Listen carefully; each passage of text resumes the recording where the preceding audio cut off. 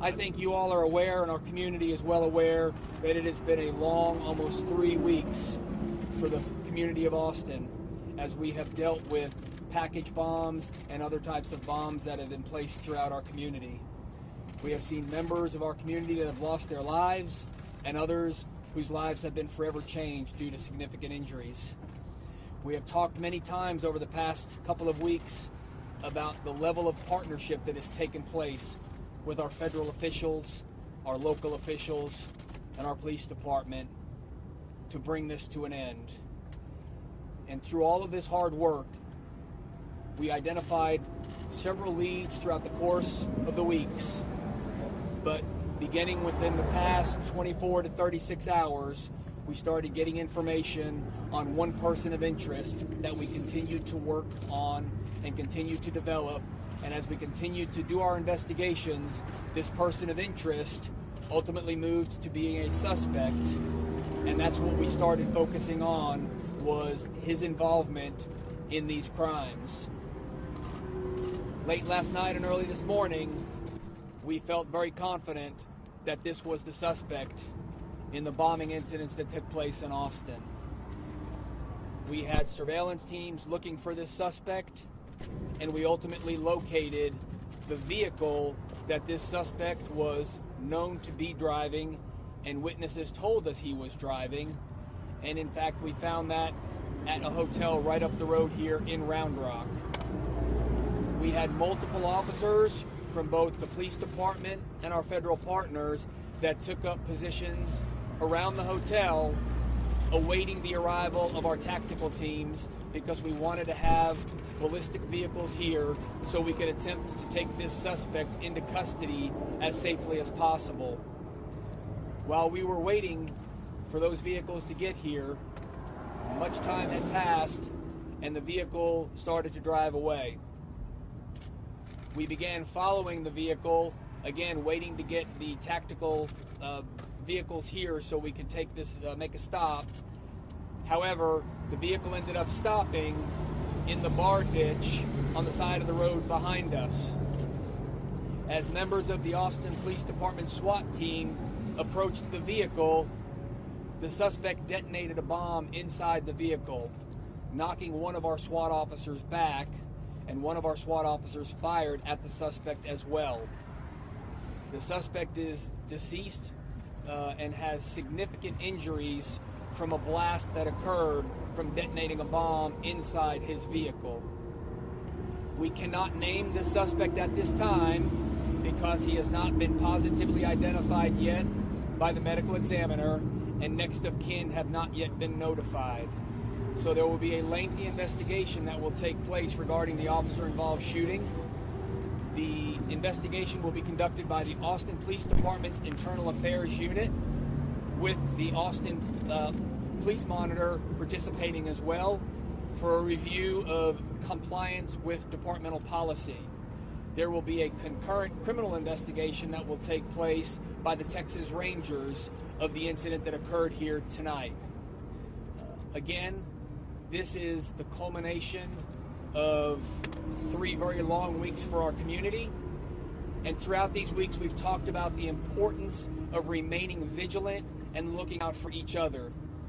I want to continue that message as we stand here this morning, though, because we don't know where this suspect has spent his last 24 hours, and therefore we still need to remain vigilant to ensure that no other packages or devices have been left through the community. So as we go through the day today, we want the community to remain vigilant, but I also want to look at where we are now in Round Rock and remind our neighboring communities of Round Rock and Cedar Park and the other cities that we do not know where he has been in the past 24 hours, and we need your communities to remain vigilant as well. And again, if you see something that looks suspicious, if you see something that's out of place, if you see something that gives you concern, call 911 and let us know so that we don't experience any more tragedies in our communities, because we've had far too many over the past 3 weeks. I again want to thank the tremendous support and participation that we have had from our federal partners And since this is still an ongoing investigation, we're not going to release a lot of the specific details that led to the incidents that occurred tonight. We did have one officer who was injured when that bomb detonated as he approached the vehicle, suffering minor injuries. And then we had one officer, as I mentioned earlier, that fired his weapon at the suspect. That officer has been with the Austin Police Department for 11 years, and again is a member of our SWAT team. As is our standard practice, he will be placed on administrative duty while we conduct the necessary investigations into what happened here. I'm now going to turn it over for comments to Special Agent Maliski of the ATF. Thank you.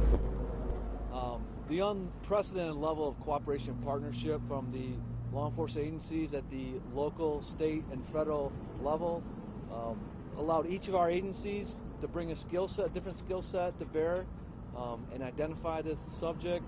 And fortunately tonight we're able to bring this part of the investigation to a close. I also want to thank the public who continue to support us and cooperate with us and continue to send in tips. And as the chief said, we want them to continue to be vigilant. We are concerned that there still may be other devices out there. We want to make sure that if people see suspicious packages or bags, they continue to call 911 and report that to the police so we can respond and deal with those packages. Thank you.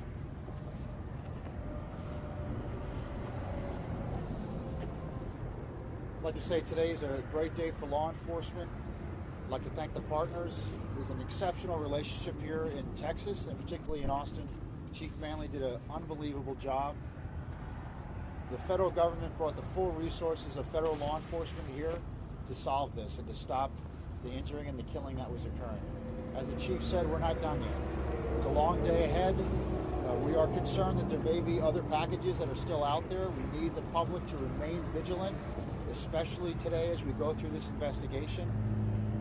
We will be here as long as it takes with our partners to figure out exactly what happened, why it happened, and how it happened. And we're committed to staying here with the Austin Police Department for as long as it takes to make sure we understand exactly what happened here. Just like to say, this is what law enforcement does every day in this country. The brave men and women of the Austin Police Department put their lives on the line tonight to stop this man from setting off bombs. As the chief said, one of their officers was hurt approaching the suspect as he detonated a second device. That's what law enforcement does every day in this country. They put their lives on the line to make sure that all of us are safe. And I'd like to commend the chief and his brave men and women that approached that subject's vehicle and stopped the subject from hurting anybody else. Thank you very much.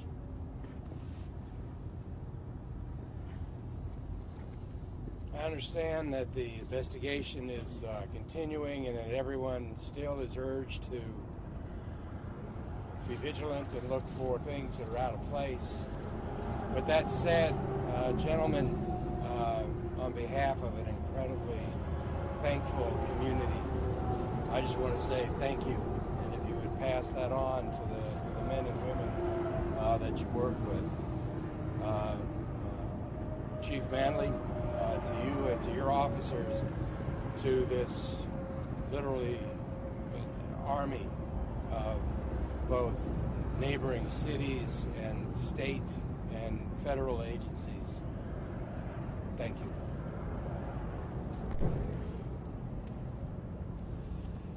And I'd just like to close with just really a thought for the families in our community who lost loved ones or who had loved ones seriously hurt in these incidents.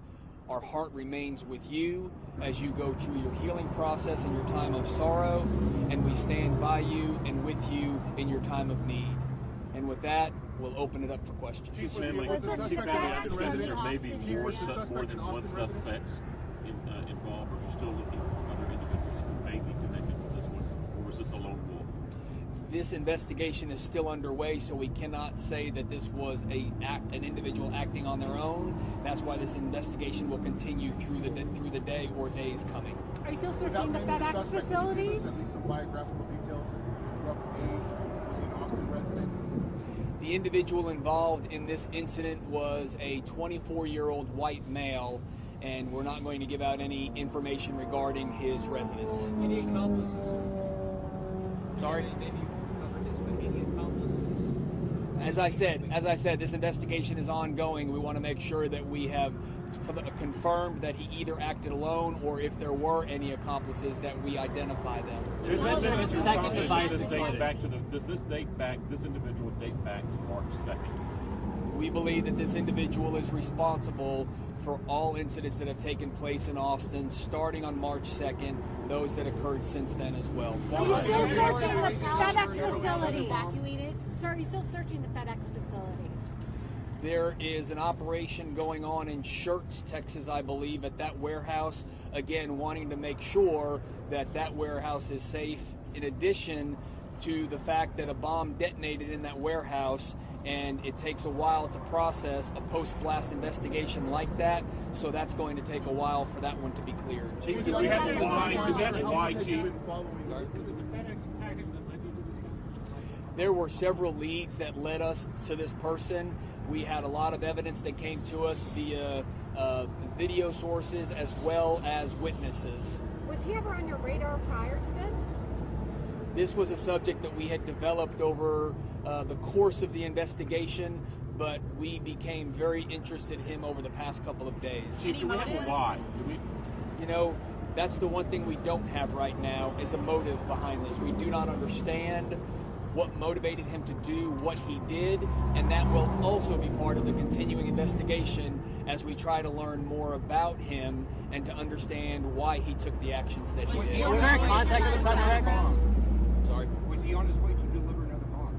We don't know whether he was on his way to deliver another bomb. It is obvious that he had one with him, and that's the one that he detonated in the vehicle as we approached. Can we ask you in regards to how this motive or how the operations of the bombs evolved? It started off package bombs, it moved to tripwires, it moved to FedEx. It doesn't seem like the same guy, so why are you so confident that this is the same guy, or is this just an example of a person, the suspect, evolving? Again, as we've said all along, we didn't want to give out specific descriptions of the types of packaging the initial bombs were in, because we knew that there was the potential he would change his methods, and that is in fact what occurred here. We do believe that all of these are related and that he is responsible for these based on the similarities that we have seen in all of the devices and in the evidence we're finding from those that did detonate. Did he have military experience? The FedEx packages, we're not going to identify who they were being mailed to. However, we have been in contact with them. Was there any contact with the suspect during the shooting? Was there any contact with the suspect before any device exploded tonight? No, we had found him in the parking lot of a hotel in this neighborhood behind us, and we did not contact him. Again, we wanted this to come to a peaceful resolution tonight, but we knew how dangerous this situation was given what he had done in our community leading up to tonight. So we were waiting to get the best assets in place with our tactical teams and our ballistic vehicles so that we had the best chance possible to take him into custody. However, we were not afforded that opportunity when he started driving away, and we could not let him get anywhere into the community, and that's why we ended up having an interaction on the frontage road behind us. Did he drive away because he saw police? Did he drive away because he saw police? I mean, any evidence of that? I don't know why he drove away. The officers that were there had been watching him for quite some time, so nothing had changed there to where I believe that he saw them, but that's something we'll never know. Is he for military background, Chief? Don't know what his background is. Were the hotels that had to be evacuated? You know what motivated him at this point, now that you've been able to put this to this point? No, again, as we stated earlier, we do not know what the motive was behind that, and hopefully as we continue this investigation, we will uncover some facts so that we can try and understand, although this is something that there is no rationale for, but we can try and understand what his motive was. Thank you very much.